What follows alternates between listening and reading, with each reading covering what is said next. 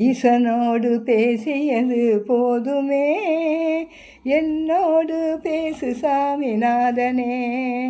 ஆசையோடு தமிழெடுத்து பாடினேன், ஐயா உன் திருவடியை நாடினேன். கண் சீரும் பொறியிருந்து பிறந்தவா, கமலத்தில் அன்று நீயும் தவழ்ந்தவா. தண்ணீரில் சளி உனக்கு பிடிக்குமே, சரவணத்தை பொய்கை விட்டு எழுந்துவா. ஈசனோடு பேசியது போதுமே, என்னோடு பேசு சாமிநாதனே. கடலோரம் நிற்பவனே சண்முகா, கடல் நீரால் உடலரிக்கும் அல்லவா. நடமாடும் மயிலேறி இங்குவா, நல்ல மன கோயில் உண்டு தங்கவா. ஈசனோடு பேசியது போதுமே, என்னோடு பேசு சாமிநாதனே.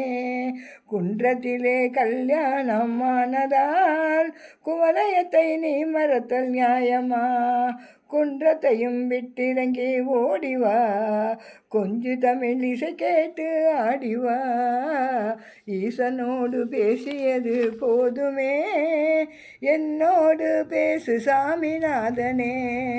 12 கண்களாடும் தெய்வமே, என்னை மட்டும் காண மனம் இல்லையோ. உன்னை விட்டு யாரை நீ நம்புவேன், சண்முகனே என்னுடனே வம்புவேன்.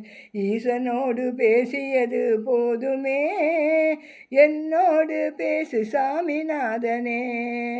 1 2 விழியேனும் திறந்திடு, ஓர விழி பார்வையேனும் புரிந்திடு. என்று முனை நம்புகிறேன் வரங்கொடு, ஏற்றமுடன் ஞான் வாழ வரங்கொடு. ஈசனோடு பேசியது போதுமே, என்னோடு பேசு. நடக்கும் முதல் நாள் சுவாமி வந்து வெற்றிவேல் சுரூபம், வெற்றிவேல் சாத்தி நேற்று சண்முக சுரூபமாக நம்ம முருகப்பெருமான் காட்சி கொடுத்தாரு.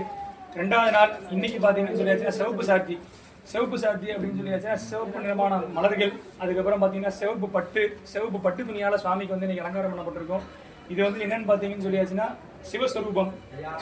சுவாமி வந்து சிவஸ்வரூபமாக இன்னைக்கு எல்லாத்துக்கும் காட்சி கொடுக்குறாரு. அதனால சிவஸ்வரூபத்தில் நம்ம சுவாமியை பார்த்தோம் அப்படின்னு சொல்லியாச்சுன்னா என்னென்ன பலன்கள் கிடைக்கும் அப்படின்னு சொல்லி பார்க்கலாம். இந்த சிவஸ்வரூபத்தில் நம்ம முதல்ல சாத்தக்கூடிய மலர் என்ன அப்படின்னு சொல்லி பார்த்தோம்னு சொல்லியாச்சுன்னா செவ்வரளி மலர்.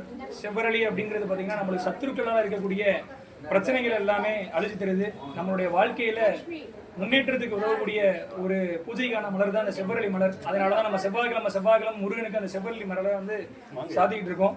அதனால முதல்ல எதிரிகளுடைய தொல்லைகள் நீங்கும். அப்புறம் பார்த்தீங்கன்னா ஏவல் செய்வனை பில்லி சூனியம் அகலும், சத்ரு பகைகள் நீங்கும், நவக்கிரக தோஷம் அகலும், அங்காரகன் அருள் கிட்டும், சந்தான பாக்கியம், அதாவது குழந்தை வர வேணும் அப்படின்னு சொல்லி ரொம்ப நாளாக வேண்டிட்டு இருக்கவங்க வந்து இந்த கோலத்தில் சுவாமி தரிசனம் பண்ணா குழந்தை வரம் கிடைக்கும். அப்புறம் நீண்ட நாள் முடியாமல் இருக்கக்கூடிய கோர்ட் கேஸ், அதாவது அந்த வழக்குகள் முடியணும் அப்படின்னு சொல்லியாச்சுன்னா சிவஸ்வரூபத்தில் சுவாமியை பார்த்தா முடியும் அப்படிங்கிறது வந்து ஐதீகம். நேற்று வந்து வெற்றிவேல் சாத்தினார் சண்முக ஸ்வரூபம். நாளைக்கு வந்து பார்த்தீங்கன்னு சொல்லியாச்சுன்னா வெள்ளை சாத்தி பிரம்மஸ்வரூபம்.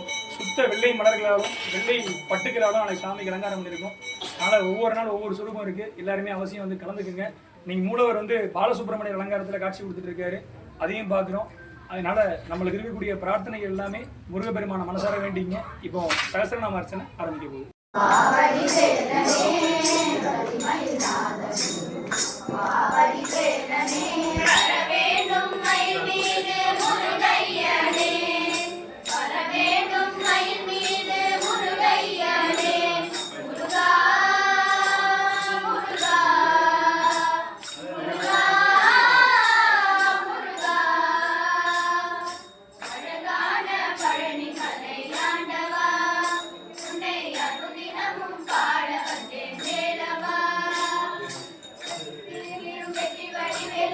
Let's go.